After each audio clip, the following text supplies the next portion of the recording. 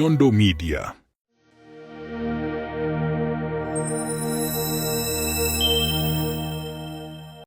Omukyala yeekuumira ku mulembe nina essanyu okukwanjulira banno ba Nyondo Gleam. Bano bakuleetedde ekizigo ekipya katale ekiyoyota olususu lwo ne kijjamu embalabe, enkova eza buli kika, binnamakula, enkanyanya, endwadde z'ensusu zonna, wamma n'odda buto era n'okuuma ekitiibwa kyo.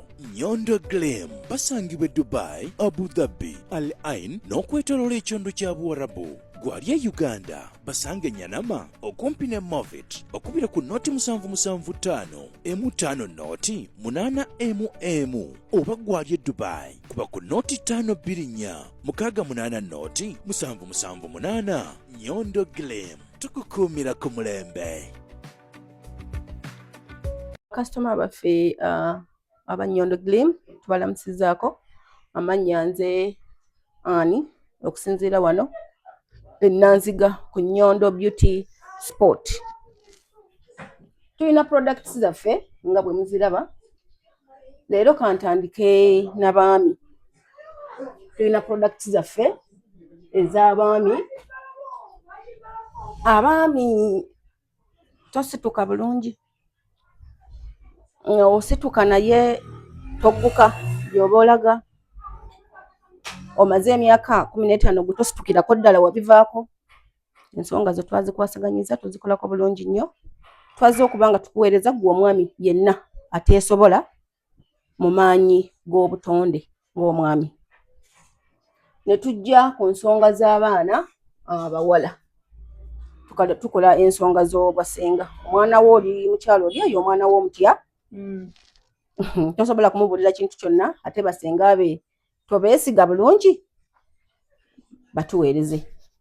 Omwana mutuweereze tujja kumukwasaganya bulungi ku nsonga ezo. Abaana abawala. Ezo ensonga z'abaana abawala. Tulina ensonga z'abakyala.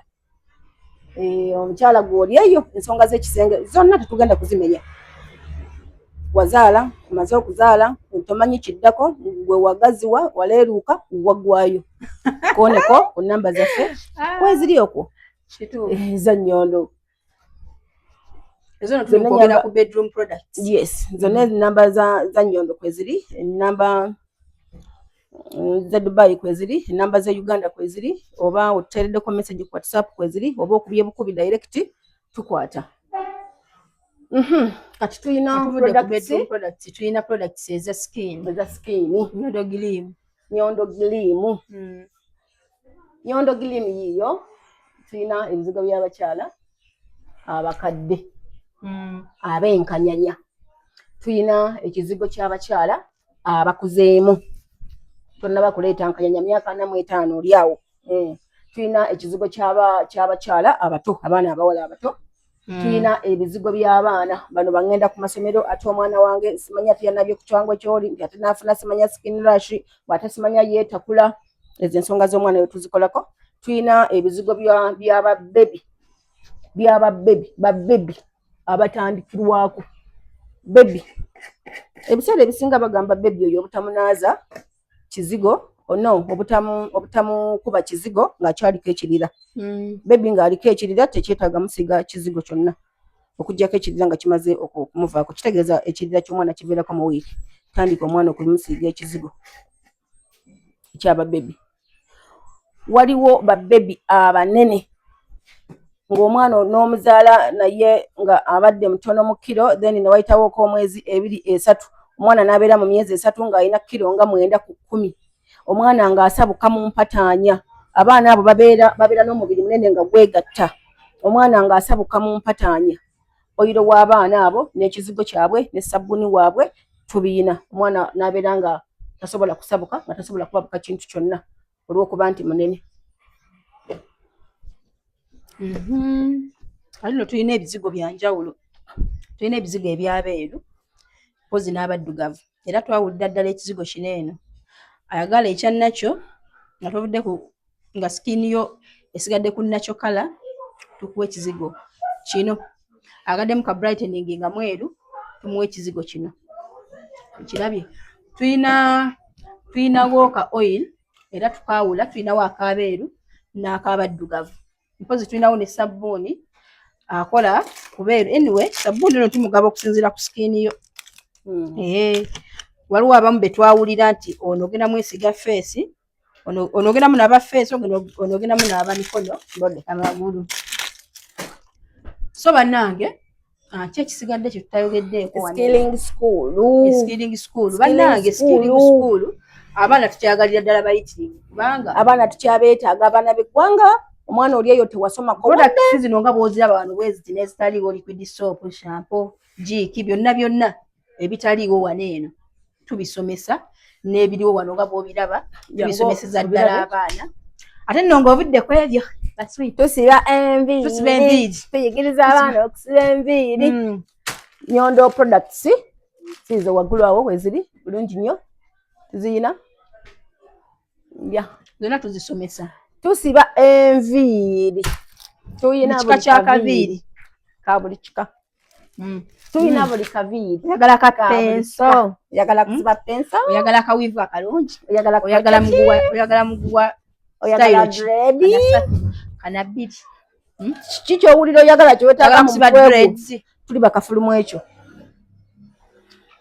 oyagala kusiba enviiri eziriko tuli bakafulu mu kusiba mu ekyo style zonna ez'enviiri by the way tukola ne facial tukola facial bulungi nnyo omukyalo oli eyo oyagala kukola facial tugikola ekyuma kyayo wekiri kuba abakyala tugende anyway tuddeyo ale abalabi baffe mwebale nnyo mwebalire ddala tusaba mukama abakuume abasobozese okubeera obulungi munoonye ssente mutuweereza abaana tujja kubayigiriza bulungi nnyo tujja kubakwatanga abaana tujja kubawa empeereza ennungi nga mukama ye mubeezi waffe ze okwanjulira ebizigo ebimanyiddwa nga Nyondo Glim olunaku olwaleero njagadde okutwala omukisa guno okubalaga akazigo omukyala wange kakozesa nange olwaleero nkimyeyo akange nkagezesa endabe saagala badde babalimbe ate mwesiga ebikola by'amapaapaali simanya mwesiga essukaali mukola ggulo kano ke kakola ggulo tumwagire Nyondo Glim osobola okubakubira ku ssimu namba 052 46807778 olwo ojja kuba omufunye bakola ne deliveries kuggwe ali mu kiyumba oba ali ewala Nyondo Glim ajja kuba kutuukako mubere bulungi ekizigo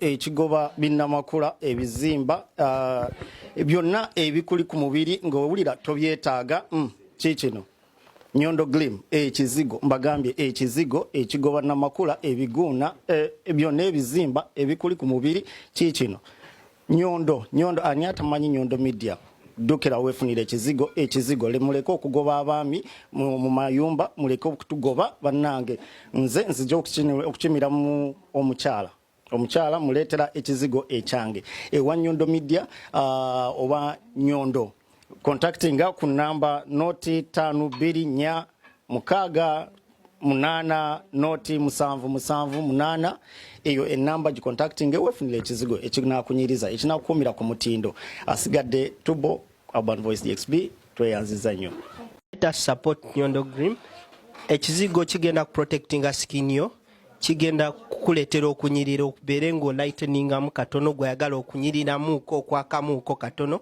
obeere ng'oshanana so you know wano tubeera mu AC tubeera mu kasana but kino ekizigo kigenda kuyamba skin ye ebeere ng'eri protected osigale ng'oli nakyo but ng'onyirira so we support Nyondo Glim.